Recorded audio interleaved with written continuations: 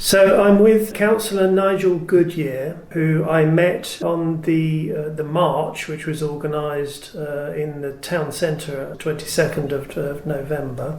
Welcome, Nigel. Thank you. Would you mind telling us a bit about yourself and your background? Well, as you've already announced me, I'm a councillor for the Sovereign Ward in Eastbourne. I was elected in 2023, having previously been a councillor quite a few years before in the Meads Ward. But alongside that, I was a police officer for 30 years, serving initially in uniform and subsequently in plainclothes jobs of various kinds until I retired. In 2008, I then went to work for the Serious Fraud Office and only finished with them in 2023. Right. That's probably enough about me, I think.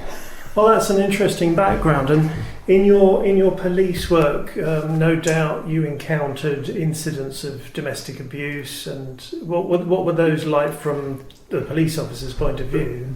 Bearing in mind, these are usually dealt with, certainly in the first instance, by uniformed officers, and I was in uniform in the early part of my service. We're talking about into the 79, was when I joined the police, November 79, through the 80s, towards the end of the 80s when I first went on to the Criminal Investigation Department.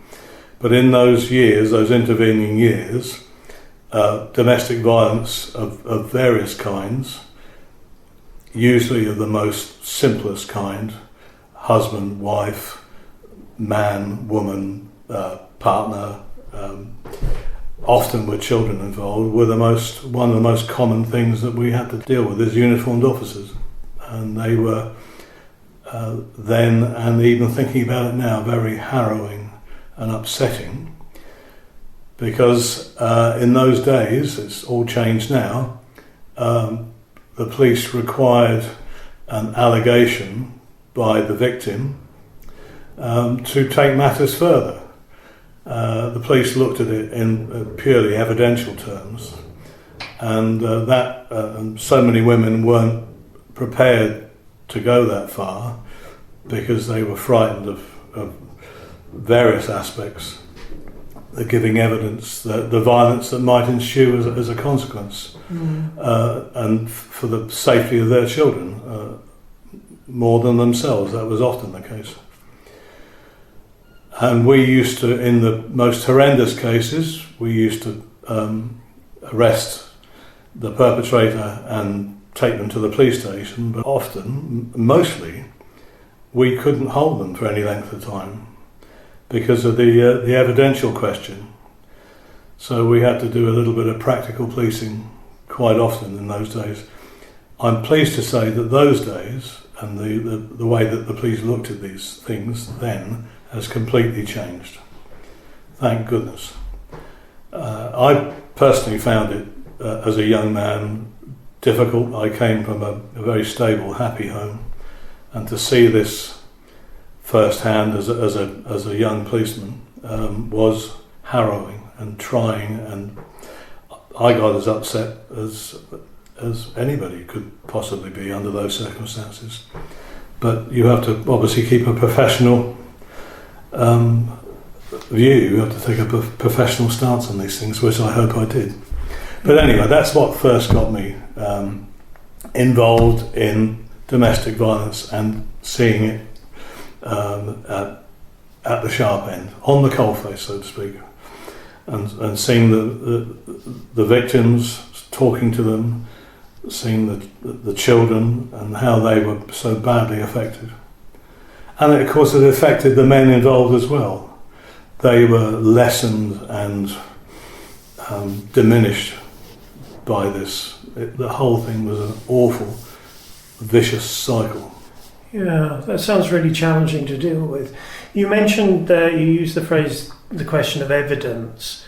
So in a lot of cases, was there a lack of evidence that meant things couldn't lead to a prosecution or to any action? Only because the victim almost always the wife or the partner, the female partner.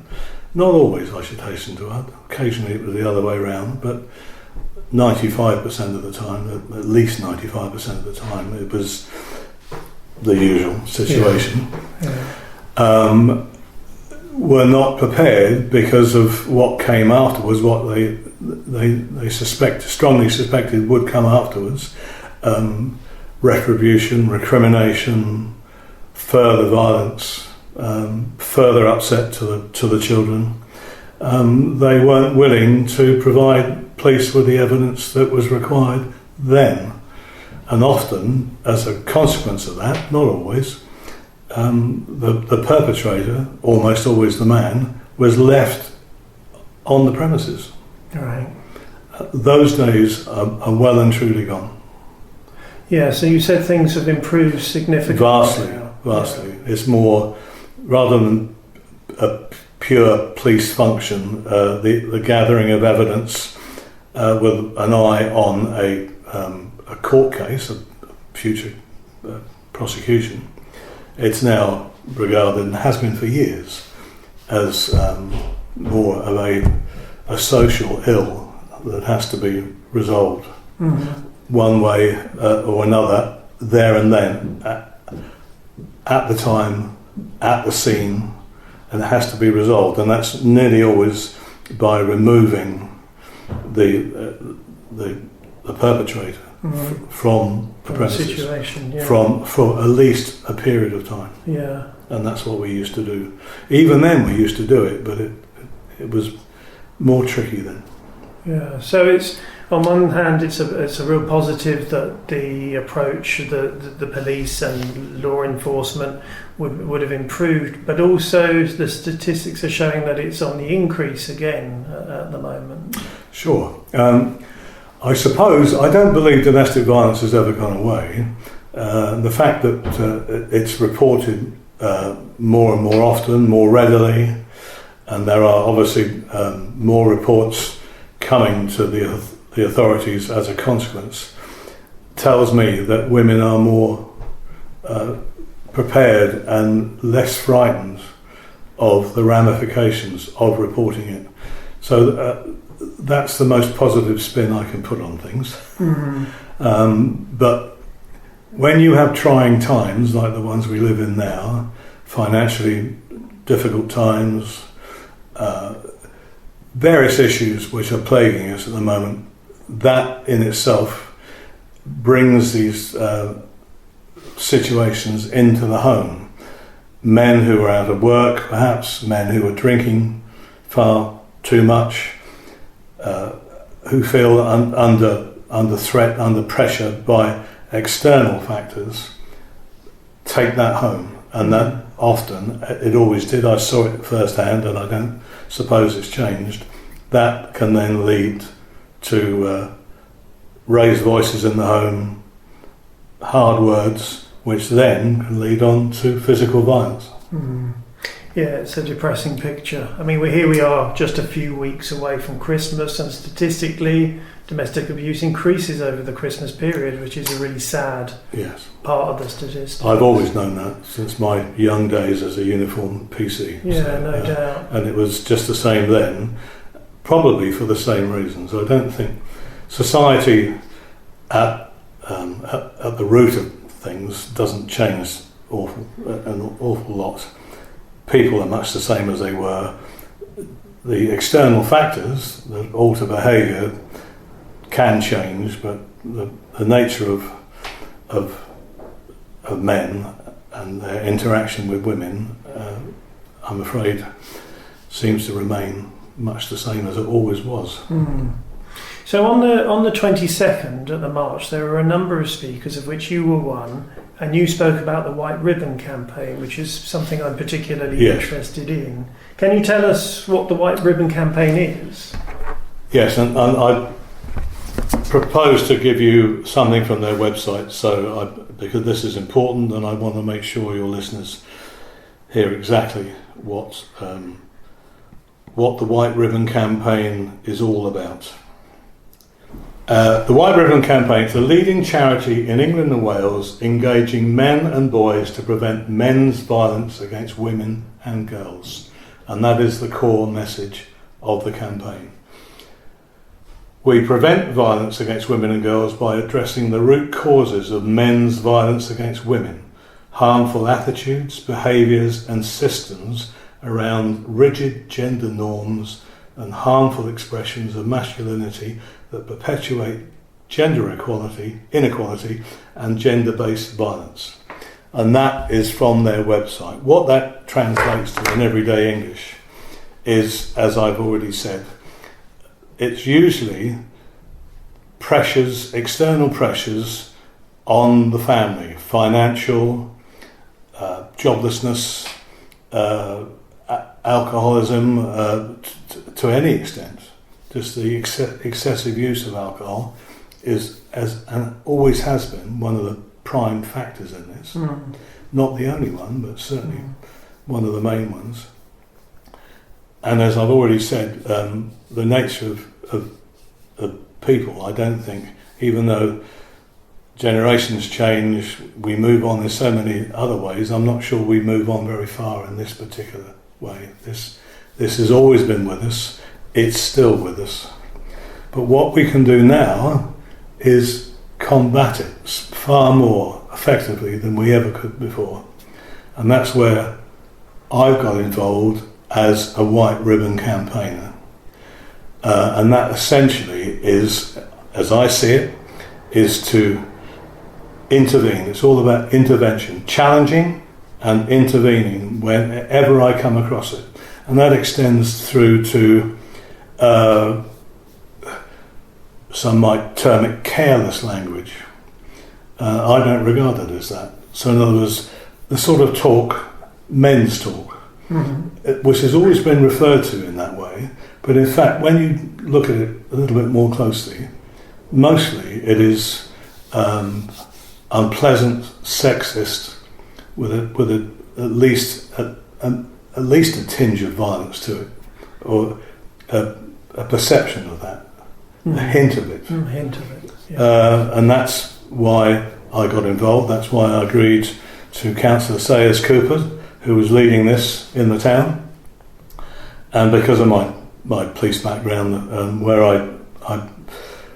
whether I took an interest in it as a young policeman, probably not, but I saw it and it's remained with me.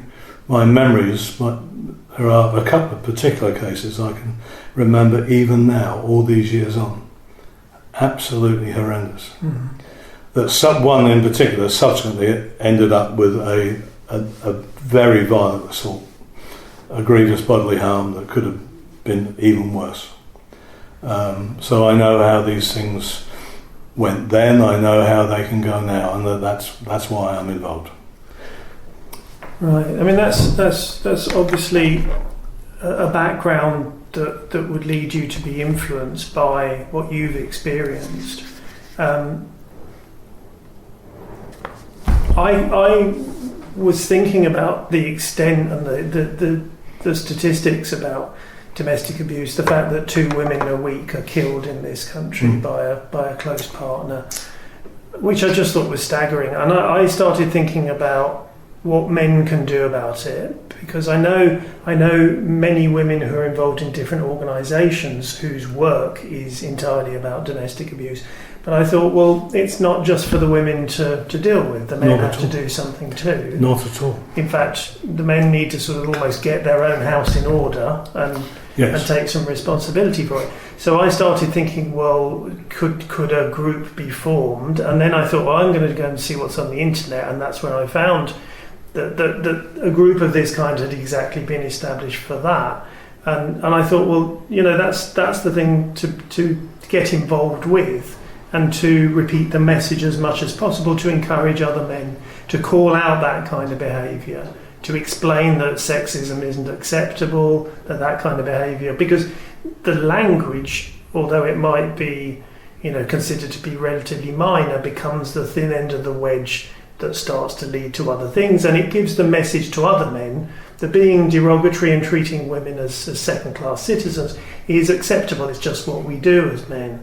And I really want to make sure that we are in a society that doesn't see it like that. There are many men. The vast majority of men don't see it that way at all.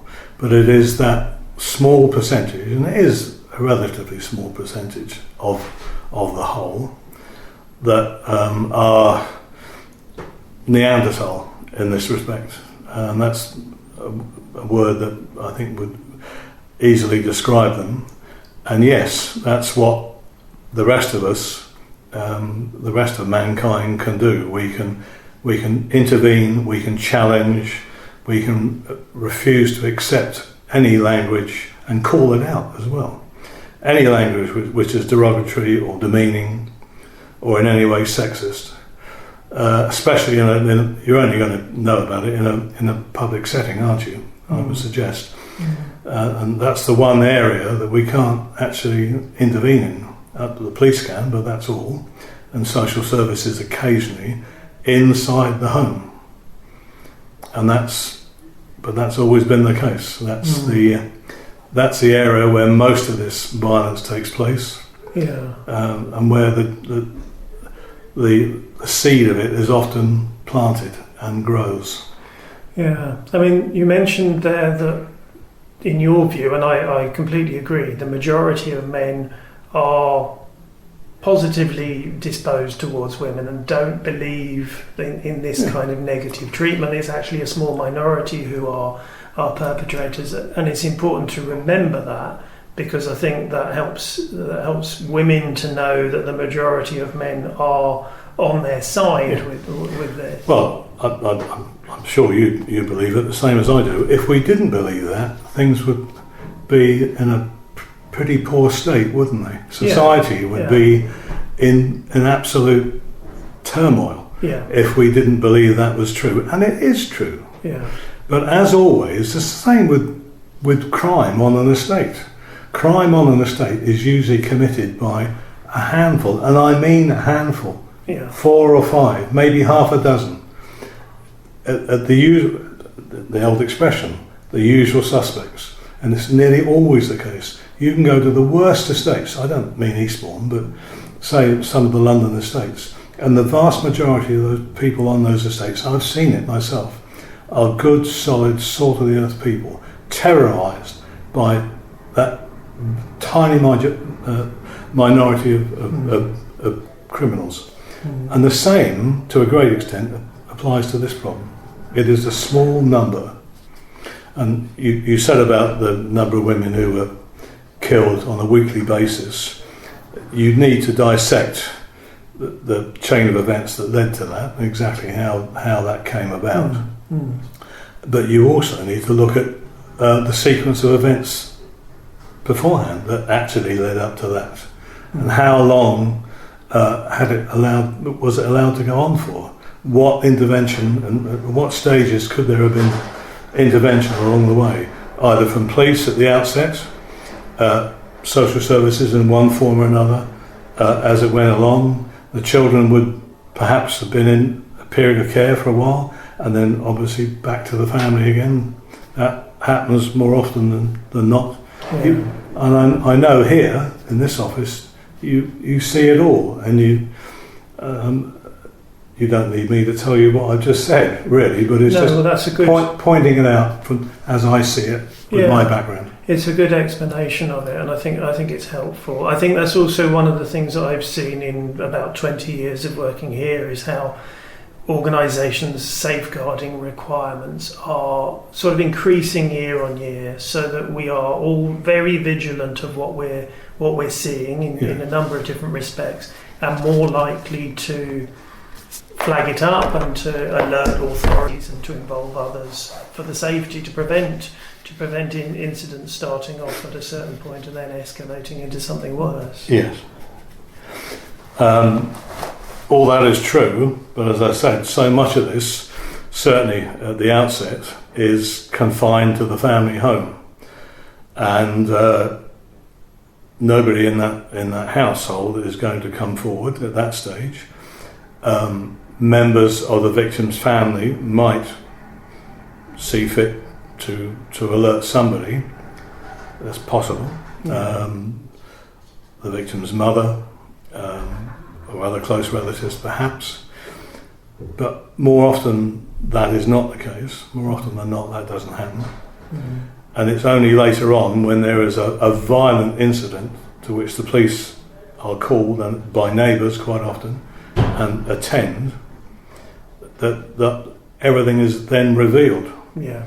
But even then, it's not, although I've already said minutes ago that it's very much better now than it ever was.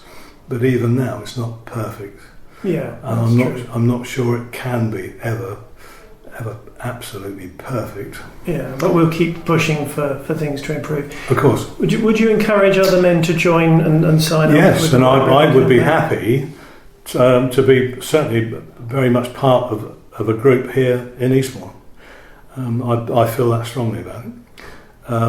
Is this an intention of CAB, perhaps? Well, I'm kind of pushing it into our agenda. It fits entirely with our aims, and I think it's something that doesn't necessarily have to be. It's very much an individual thing. It can be for organisations as well, but I think right on the grassroots level of Sure. each man individually taking the responsibility Sure. and understanding the aim of this and the role that they can play. Because I know from my own experience years ago, but it won't be any different now, that many men in the cold light of day feel remorse, regret, and are horrified by what they have done. Right, that's interesting. That I've seen it many times. That's interesting. Not with all men. Some men are just pure brutes, aren't they? But yeah. But at least many men feel ashamed and regret bitterly, and they know that the fabric of their relationship has been, if not broken in half, then severely damaged by that one incident, and that is bad for them. They feel that very strongly. You've got to remember that. All the while, not actually showing sympathy for them. Sympathy is not the right way to look at these things. It's not the right thing to be thinking of in that respect.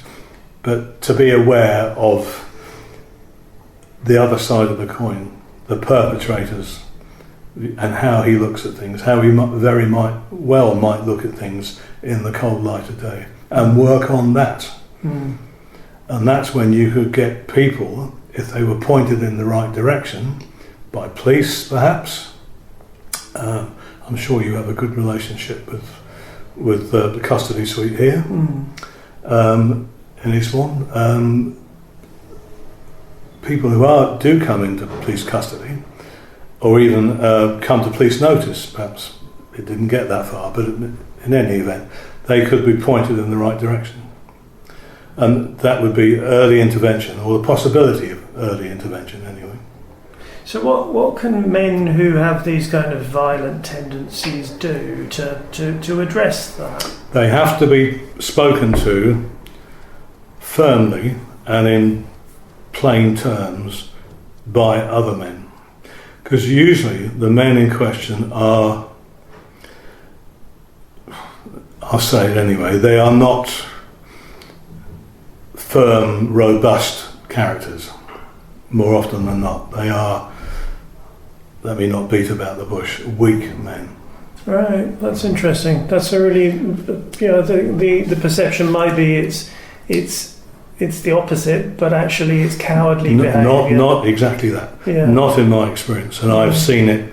I've seen the whites of their eyes quite a few years ago, as I've said, but people don't change. Human nature remains the same, doesn't it? They are ultimately cowardly individuals. Again, that's not especially a criticism, it is a description. And it's the one I formed very early on as a young police constable, and I saw it, and nothing I've ever seen or experienced since has ever made me change my mind on that. So you need strong men strong, right-thinking men to intervene at that stage. Men, not Right. women, men, Yeah, other men. Yeah, that's really important. Thank you. That's a really important point to get across in this. And that's why I think the White Ribbon Campaign is a really good way to centre that work, and it provides resources and explanations that other men can use and repeat to their colleagues and go further into that. Thanks very much for your time, Nigel. Thank you.